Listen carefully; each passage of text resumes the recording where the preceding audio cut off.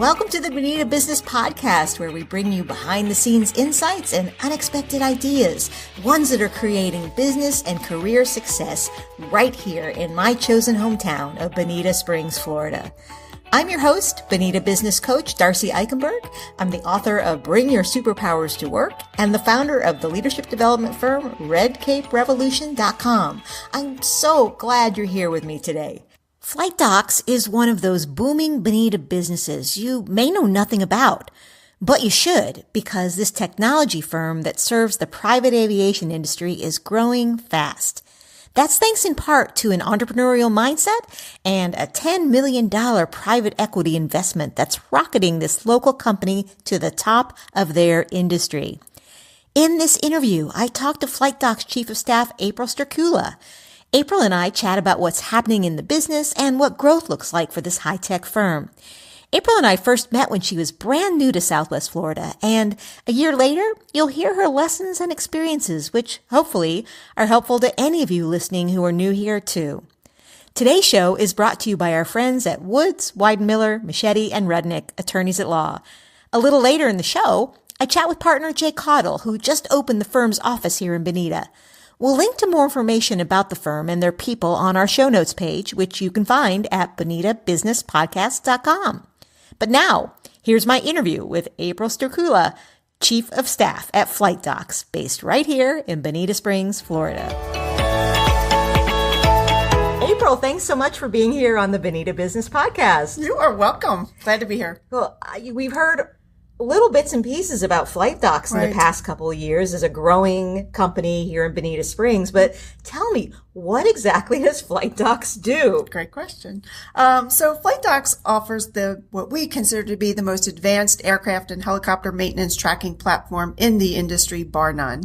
Our systems allow our users to check the status of maintenance items, take quick actions, and update maintenance events on all parts of an aircraft. In addition, we have inventory control dashboards that provide everything our users need to know how to manage the movement of parts through their operations, and it includes a robust purchasing platform as well. We're constantly innovating our product. We were the first to offer e-signatures as well as mobile devices that pilots actually use in the cockpit and can communicate back with the maintenance ground crew even before they land. We have a great technology backed by industry-leading customer support. It's what truly sets us apart. So it's really a technology company that, if I understand correctly what you're saying, is kind of replacing things that people used to do manually? Absolutely. Our customers find that they can save things that used to take hours, take minutes. Oh. So it saves them a lot of time, but also improves the accuracy of what they do as well. Okay. So this company has been in Southwest Florida for a while. Yep. But you're newer to the company. I am. So tell me about how you got here. Yeah. So my background is actually in consumer lending. So I come from the Northeast, from the Philadelphia area, and most recently by way of New Jersey. So I spent many years in consumer lending and many different functions. So any aspect of the business, I've probably done it or managed it, everything except for sales. So back office operations, financial responsibilities. I've done risk management, big project implementations and system implementations, but I've even managed HR and facilities. So pretty much, like I said, everything except for sales. And I've held titles, such as division head of risk management or, COO and interim CEO, over actually in the UK for a bit. So when I left big business, I struck out on my own, much like you, to do some consulting work, and I focused on entrepreneurs. And I was helping entrepreneurs that had been in business for a while, had successful businesses, but were trying to take it to the next level. And so what I brought was that big business acumen, but still allowed them the agility and nimbleness of being an entrepreneur. And so they were able to structure their organizations to indeed grow it to that next size company. So how did you find, how did you find Flightdocs, or did they find you? So, through a friend, referrals, right? Isn't that the way business works, right? Relationships are everything, It right? is. So friend of a friend connected me with the owner, Rick Hine, CEO. I came in to help him write his business plan and his future vision. And 3 or 4 months later, he offered me a position, and here I am.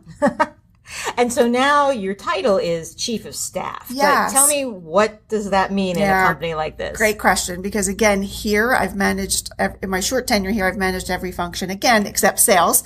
So right now I've moved into a role that's called Chief of Staff. I report right to Rick, and supporting Greg Hine, our president, to help, with the oversight of this growing and morphing organization. So it's, day to day, I can do everything from, I was just meeting earlier with our CFO to go through the financial package with him and review it prior to reviewing it with Rick and our board of directors. Help and putting together a planning session for next week and helping our managers kind of prepare for that. I work closely with our marketing team on, development of modifications we're doing to our website and some press releases, reviewing those, and some of our advertisements that are going out, and working with our operations team, helping them to structure the organization properly, hire the right talent.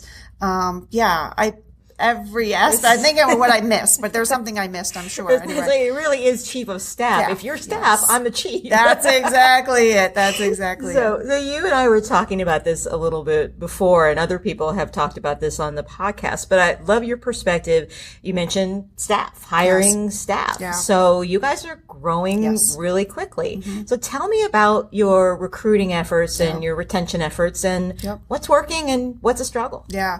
So it has been a struggle to find talent in this area. And so the approach that we're taking is, the reason I'm kind of doing this podcast even, is to let people know we're here. We've been doing a lot more than PR work locally, and working with the Bonita Chamber as well, to let people know there are some great businesses in this area, and to attract new talent into the area, as well as to retain the talent that's generally here in the area. We work closely with Florida Gulf Coast University. We've been very successful in taking interns from Florida Gulf Coast, working with them over the summer, and especially graduating seniors and those that show talent, show skill.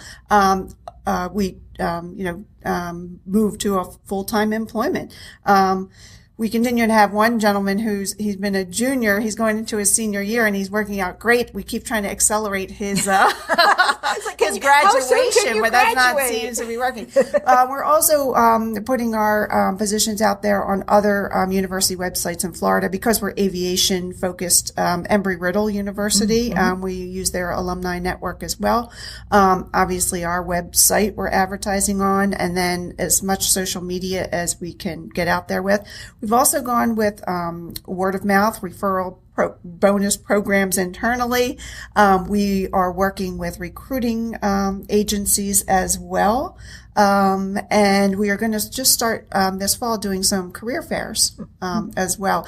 And one of the things I'll mention too that our IT team, the software engineering team, has been doing is outreach programs to their peers in the community. Again, hosting some events, working closely with local universities on hosting events for students.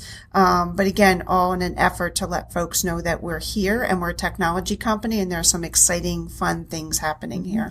Well, you're a technology company, but you also have a big customer service arm. We do. Plus, you're staffing up in other types of areas. The last time that I took a peek at your website and saw who I can refer into to doing some of the work you're doing. Yep. So our customer service staff is going to continue to grow as our company continues to grow. And it's not a traditional customer service job, though. So I think people get scared away. They hear operations customer service and they think they're on the phones all day, just one phone call after another. Our operations staff are looking for really talented analytical types because they're solving customer problems. And we're also looking for folks that have some attention to detail, very project kind of management oriented for our enrollment process, and updates that we have to do to our, for our customers, task cards and the revisions process. So So it's, so we've got open positions there. Accounting, we've been looking for accountants. We're looking for operations managers. It really does run administrative help and executive assistants, project managers. It's you again, name the job it's and we right. probably, it's across the board. Yep. Yeah. We'll be back to my interview in just a minute. I'm here with Jay Cottle, a partner at the law firm of Woods, Weidenmiller, Machete, and Rudnick. They're our sponsor for this episode of the Bonita Business Podcast. So, Jay, your firm just opened an office in Bonita Springs. Why did it matter to you to have a presence here? Well, really, it was both philosophical and strategic. Our firm has strong connections to Southwest Florida. Many of our partners actually grew up here. I myself am from Southwest Florida. So we feel like we want to do business in our community. As our business was growing in Naples, we noticed that we were getting a lot more referrals from the Bonita area because of the Bonita boom. So we decided that we wanted to move up here. We wanted to establish a presence here and serve members of the community here as a member of this community. I love Bonita Boom. So thanks to Jay and thanks to our friends at Woods, Weidenmiller, Machete, and Rudnick for sponsoring this part of the podcast. You can find Jay and the Bonita Springs office in the North Bay Village, and that's where Bonefish is. It's right next to Bonita Brunch. And now, let's return to my interview.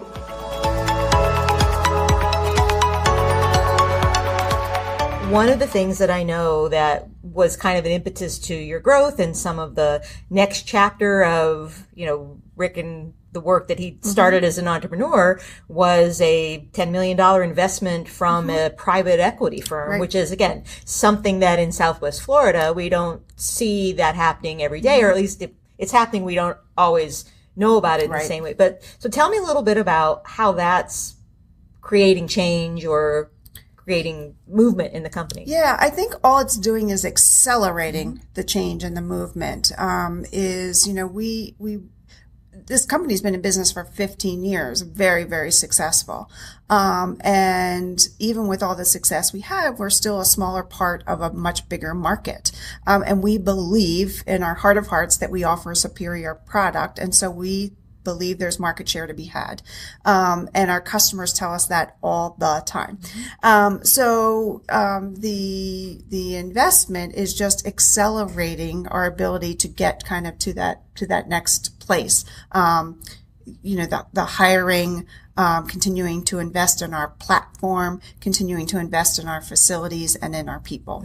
And speaking of facilities, so, we're here in the Riverwalk Center, I'm going to get the wrong, Riverview Center. Apologize, Riverview folks. Good. And you just took an additional space in this same area. Yep, same corporate campus here, just down the street. We moved all of our software engineers and IT folks down there, which the space that they vacated then in this building, we've moved all of our operations, customer service, enrollments type people over to that vacated space, which has created an opening for us for marketing, sales, administrative functions to move into. So it's pretty exciting. Yeah, and so you've been managing all of that and, the growth in general and hiring. But you're relatively new to Southwest Florida. I am. And you said you're from New Jersey, Philadelphia, East Coast. I'm curious because I think we have a lot of people that come in for opportunities or come to be closer to family and then find there's opportunities here. What's been your transition like? What's been surprising to you? What's worked? What hasn't? Yeah. So, my husband and I have been looking down in Florida for a while. Who doesn't want to escape a Northeast winter?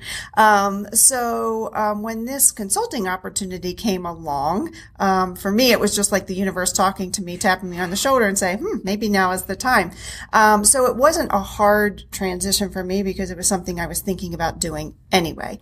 That said is we don't have any close family or friends down here. So we really did jump in, by ourselves, but we moved into a community. It's a golf community. My husband plays golf.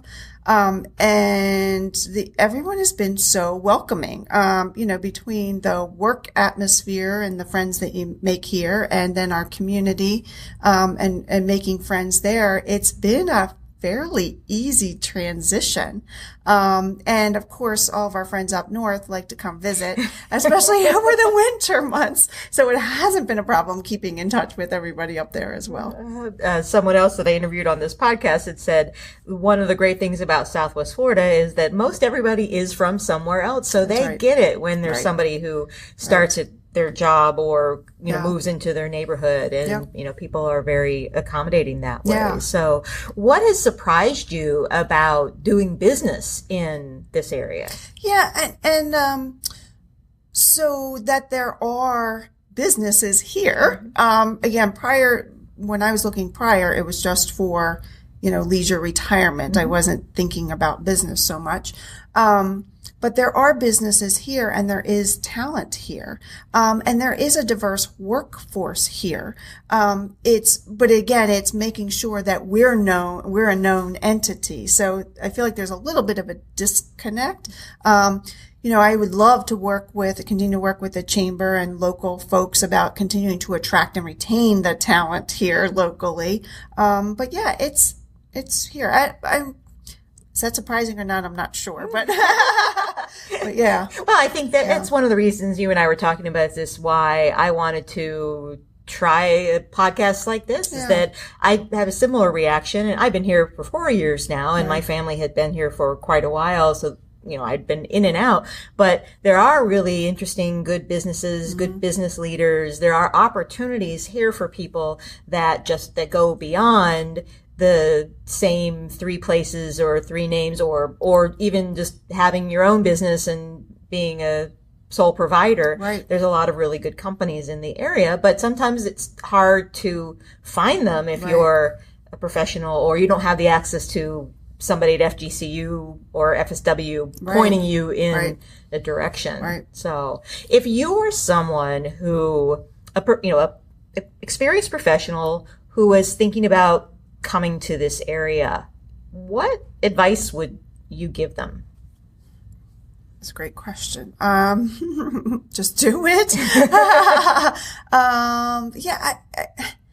I don't know that I'd have advice. I would just be talking to them in an excited way about the area. Again, I'm coming from, and maybe there are some, what's the word I'm looking for? Some preconceived notions, coming from the Northeast, that it's going to be a slower pace, et cetera here. But you find, to your point, a lot of transplants, that are like you. And so, look for those opportunities because they're there. They're great. There's plenty to do here. I think there's very fine dining. There's wonderful restaurants. There's boating. There's, beaches. There's golf, of course. And it's an easy commute into places. The Fort Myers Airport is great, in terms of the connections that they have. So people might, initially I even thought maybe because of how far south we are in Florida, that it might be a little bit isolated, but I don't feel that way at all. My oldest son, lives in Orlando. He's a pilot for an airline up there. And we went up for the weekend to visit with him. And that was a quick, trip up there. So, Florida's a big state. There's a lot of places to visit as well as doing things right here at home. Exactly. A little trip across Alligator Alley and you're in Miami, right? So, Fort Lauderdale. So, yeah. So tell me, what's ahead now at Flightdocs? I'm going to say more of the same. We've built the company on an innovative product offering backed by superior levels of customer service. More of the same. More innovation. You're going to see more product offerings from us, and more enhancements to our existing product suite.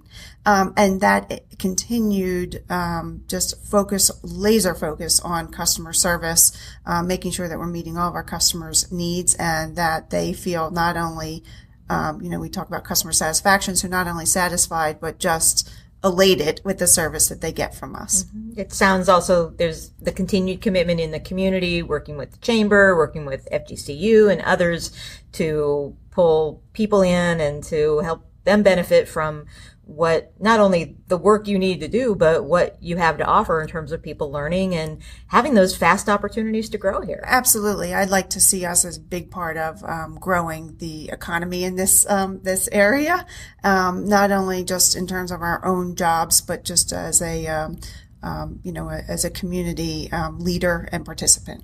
I don't think I asked you this. How many people currently are employed here? We're about 65. And we have lots of opens.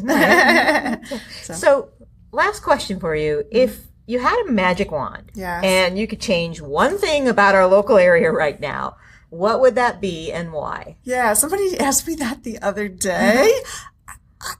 I was struggling with an answer. That's not a good answer for a podcast, is it? I think it's somehow letting everyone know out there that not only is this a great place to retire, but it's a great place to work. And I'm not sure that message is out there yet. So we'll wave our magic wand and keep trying to get that message out. Well, April Stercula, thank you so much. Great to be with you here over at Flightdocs, and thanks for being on the podcast. My pleasure.